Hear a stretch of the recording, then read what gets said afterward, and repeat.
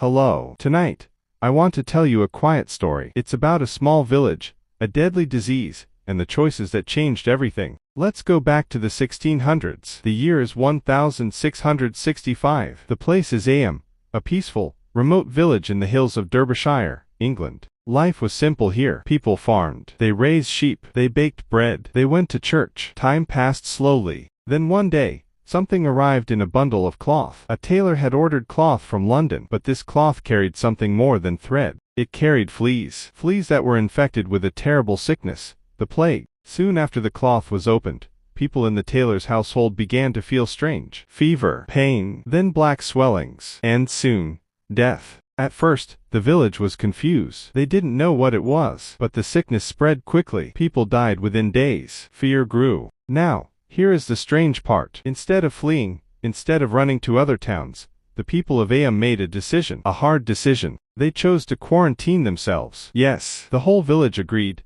No one would leave, and no one would enter. They built boundary stones around the village. They carved holes in them, where people from outside could drop food and coins. The coins were soaked in vinegar. They believed vinegar could kill the plague. No doctors came. No help arrived. But still, they stayed. For 14 long months, the village of Am was cut off from the world. People kept to themselves. They prayed. They waited. In one cottage, a whole family died, except one small girl. In another, a woman buried her husband, her children, and kept going. Out of 350 villagers, 260 died. But the plague did not spread beyond the village. Their sacrifice protected the towns and villages around them. Historians still wonder, how did some people survive? Was it chance? Or did they have natural resistance? Their blood, their habits, their faith. Some say certain people had a genetic mutation that protected them. Others think it was where they lived, far from others, up in the hills, with clean air and isolation. But no one knows for sure. Now, imagine this.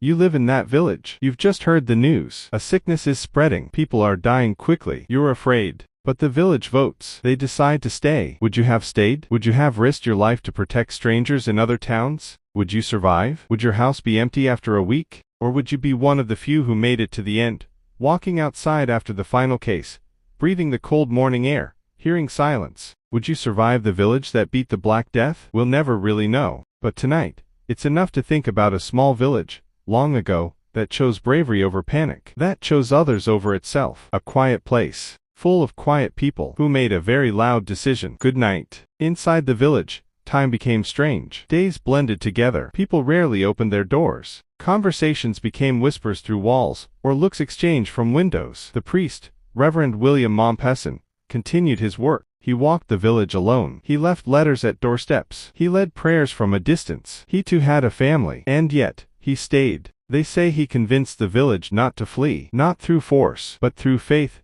and reason. If they left, the plague would follow. So they stayed, knowing what that meant. For many, it meant death. In some homes, people tended to the sick, knowing they would likely fall ill next. In others, the healthy watched loved ones slip away, powerless to help, unable to touch. There was no cure, no hope, just the will to endure. And yet, not everyone gave in to fear. Some villagers brought food to the sick, quietly, bravely. Others rang bells to mark a passing, hoping someone would hear and remember. The village became a quiet place of invisible courage. There were no grand speeches, no heroes in shining armor, just ordinary people doing something extraordinary, staying still. As the weeks turned into months, the air grew colder. Winter came, then spring. Still, the quarantine held. No one crossed the boundary stones. They had built a wall with their will alone, a wall of silence. Eventually, the sickness began to slow. There were fewer new graves. The coughing stopped echoing through the hills. One day, no one died. Then another, and another. The worst had passed. Those who were left alive didn't cheer. They didn't celebrate. They just breathed, slowly, carefully, as if they were afraid the air might still be dangerous. The boundary stones stayed in place for a little while longer, just to be sure. The coins and vinegar stopped appearing. Visitors returned, curious. Some brought letters. Some brought food.